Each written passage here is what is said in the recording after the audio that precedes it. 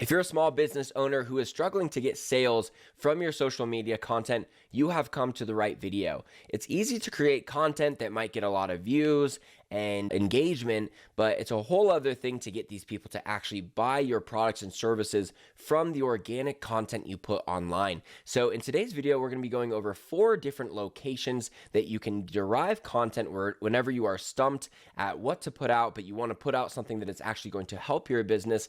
These are where I would start my search for what would be a good post to put out next. If you're new to the channel, my name's Videll. I'm the founder of socialbamboo.com. You can catch the show on the road at the Social Bamboo Podcast, or of course right here if you prefer on YouTube. So be sure you're subscribed, and if you don't like today's video, just unsubscribe after. But I think you're gonna like this content, especially if you are trying to get more sales for your business. I only teach how to really drive results for your business, not just in the vanity metrics, but on the revenue metrics as well. The first location I recommend you get your content creation ideas from is starting with search volume.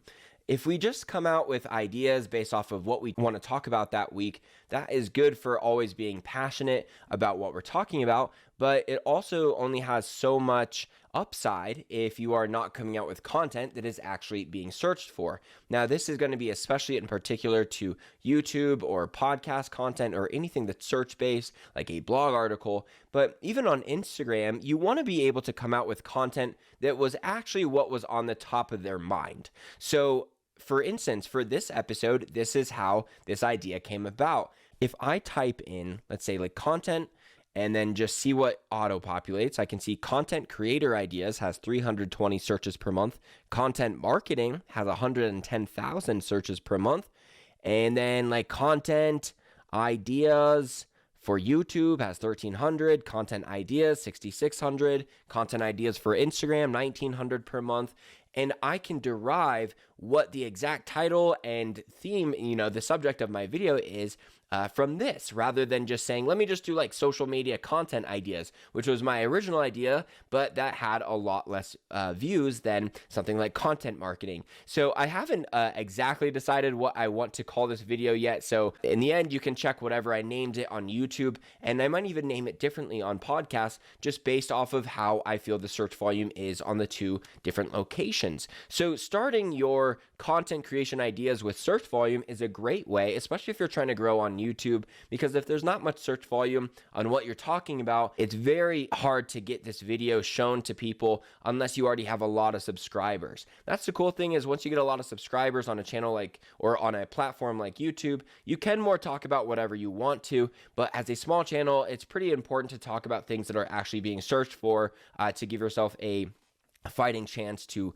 rank against some of these other channels. The second place to get your content creation ideas is to start with a trend. So this could be you seeing some kind of trend on TikTok or Reels and just fitting into that, or if you see a popular audio is another great way to do this, especially if this is going to be for Reels or TikTok.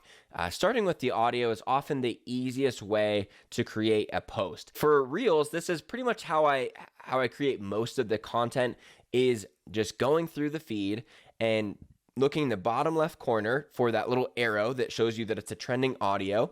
And if it is, then you can consider doing it. And even if it doesn't have that arrow on it, if I'm like, well, I feel like I could do a reel to this and there's already like 100 reels, so it's not trending, but hey, it still has been used, then I'm still going to use it. I'm not going to throw out all audios that don't have the arrow if I still want to use it. But starting with the trending audio and then reverse engineering to fit your contents or your company's message into that, that audio is a great way to consistently create content and always just have an idea. Now, idea number 3 is starting with your message. So this is a little bit more obvious. This is where you say, this is the message that I want to get out to people. This is what I want to teach people.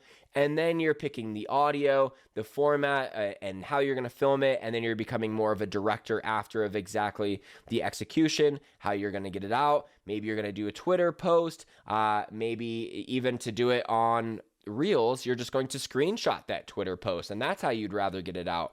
Pretty much any Twitter quote that I have, I could turn it into a reel, just screenshotting the Twitter quote, or I could speak it out loud and just teach the tip just by filming myself, or I could do a professional podcast full length and then clip it out and make it that way. You have all these options, and because there's all these options is why this can be a little bit harder until you're more experienced, because you'll have a lot of ideas of how you want to execute it, and it might not always play out the way that you think about how it's going to look in your head. Like you film it and you're like, this is not at all how I thought it would look.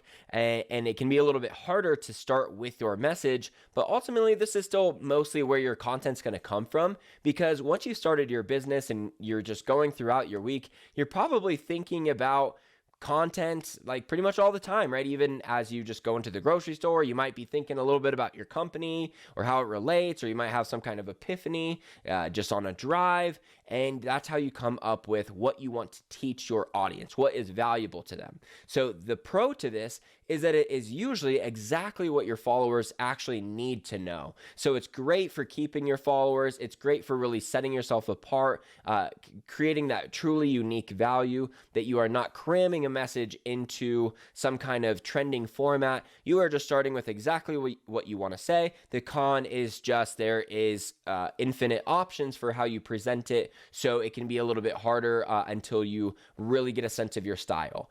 Now, the last one we're going to talk about is the one that would give you the most benefit for actually selling your offer, and that is starting your content ideas based off of how to sell your offer and what information might someone who is considering your offer but hasn't bought it yet, what information might they need to know in order to push them over the fence and get them to make a purchase. So to give an example, I'm working with someone right now that is selling skincare. I'm actually working with 2 skincare companies as we speak, but one of them is selling different types of skin oils for each of the different types of skin, right? So she's got oils that people can buy for their skin, but for the 5 different types of skin, whether it's like oily or dry, they can pick whatever oil would be good for their skin. Now, in order for someone to buy that, they must first know what type of skin they are. Otherwise, they're just looking at 5 different oils and they have no idea which one to pick, and they'd have to go out and do all that research on their own. So it's better for us to just create some kind of guide, and you can create an Instagram post where it answers like, what type of skin are you? And they can figure it out so that you can actually get the sale, right? So you're bridging the information that someone would need before they could buy, or you're handling an objection they might have before they would buy.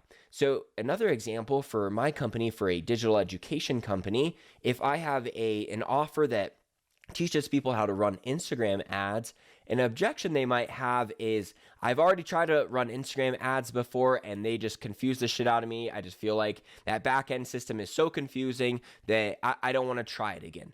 So I can come out with videos that is like understanding Facebook Ads Manager, teaching all the terms that are back there. What are the different types of campaign and what do they all mean when you're setting this up? What would you choose between campaign budget optimization or ad set budget optimization?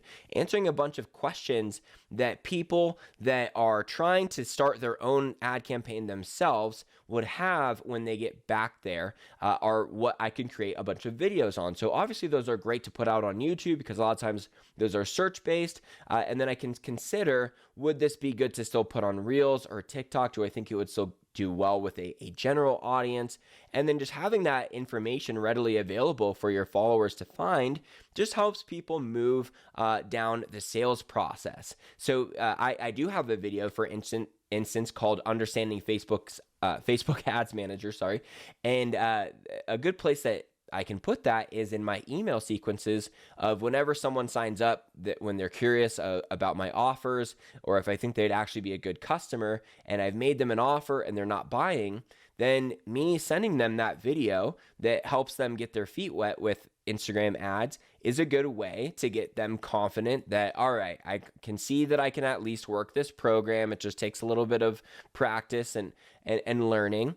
And then now I'm more prepared to take on a paid ads course. We're bridging the gap between where they are and the starting point of your course. So that's for those of you who do digital education, or even if you do like in-person fitness coaching, where would they have to be before they would want you, before they would seek you out and need your help? What are the things they would want covered? Well, they probably would have to start going to the gym. So let's come out with content on that bridges the gap between where they are and where they could buy from us. Okay, so that is the fourth location of where I might come up with content creation ideas. So I hope this was beneficial for you. Be sure you're subscribed. If you're not already, smash the like button.